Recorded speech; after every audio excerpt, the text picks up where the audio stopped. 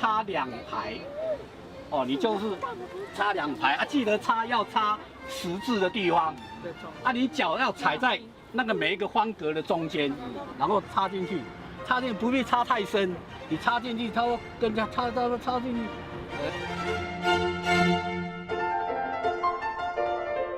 等会的话要认真一点。辛苦吧！ It's hard work. Do I want to be a farmer? No, no way. So I eat all my rice every day because I know the hard work of farmers. Through this experience, parents and children living in the city can learn more about the land and food cultivation. At present, most of the activities related to food and agricultural education in Taiwan are done by private units. This means that they are not unified into one integrated system. 本来食农教育应该来讲，它是一个很长期的。 Originally, food education should be a long-term investment or long-term planning. For example, every educated person or student should be involved in the long-term participation, and these effects will come out. However, in Taiwan, because it is eager to be good, so many of our activities actually are only focused on diet or an agricultural experience. It can be like shooting off fireworks, and there's no long-term benefit. Food and agriculture are closely related. Compared with Taiwan's efforts in this type of education, other countries such as Japan take a more far-reaching approach. For example, they believe that health and nutrition is not just a personal issue, but something for the whole nation to consider. For this reason, the laws and policies are integrated in a way to comprehensively improve people's health. Spring weather is chilly, and on this day in Hokkaido in May, the temperatures dropped to only 15 degrees Celsius. A group of middle school students from Sapporo walked barefoot in this rice paddy to work with this old farmer.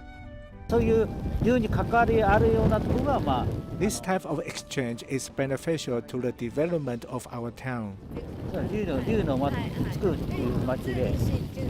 Barefoot in this cold paddy field with heavy rain falling on them does nothing to diminish their interest in this rural experience. Some 1,800 students every year participate, learning from this elderly farmer.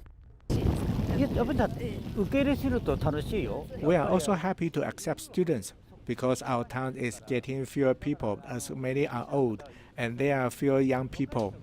There are very few opportunities to interact with young people. If there are young people in the neighborhood, of course it is for the best. Therefore, such activities exposing students to this is just like meeting grandchildren. I am very happy to work with them as a farmer. This is an example of the agricultural education that is promoted by the Japanese government in various areas. Through personal experience, we understand the source of food and learn to be grateful to the producers and the environment. Fukagawa City is the main agricultural area of Hokkaido. There are many senior farmers in the area who have joined the ranks of food and agriculture education. Mr. Takahashi, who has been farming for more than 40 years, will also let students live in his home.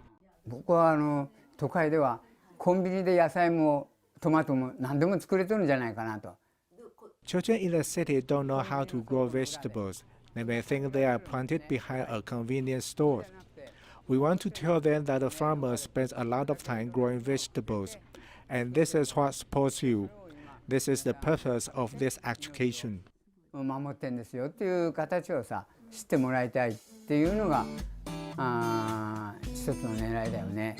wall's full of photos taken by students every year. There are many high school students coming from Taiwan. When we arrived, it was not the time for student exchange, which will typically take place 2 months later when the farm training program starts. In 2005, Japan established the Basic Act on Food Education. It was the first country in the world to include food and agriculture education in the national curriculum. In the 14 years when this act was promoted in Japan, the central and local governments have to formulate relevant plans, which are adjusted every 5 years. In addition to the national curriculum, there are food education courses, nutritionists, professional farmers, and Japanese NGOs involved. There are food education guides which promote food education courses in various communities. Health is being impacted by lifestyle habits leading to obesity, high blood pressure, excessive intake of fat. These factors now have accounted for the top cause of death.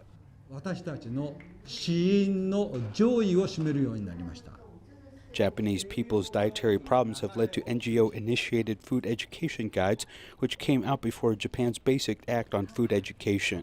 Ms. Ishikawa is an expert nutrition guide. She was a hotel employee who originally wanted to cook with her daughter in her 20s, but now she is an indispensable part of food education teacher in various communities. At present, there are about 10,000 nutritionists in Japan, of which 10% are expert nutritionists. These individuals need to take courses and exams by the association before they can be considered expert. During these courses, the class and the examinations have to be paid on their own, and they have to be certified each year.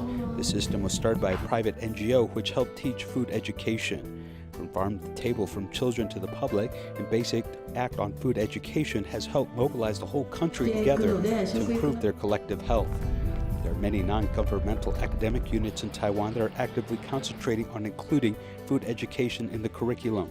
However, it is a slow process, though there are some private actions that are encouraging more people to engage with nature, learning more about ways to better understand where our food comes from.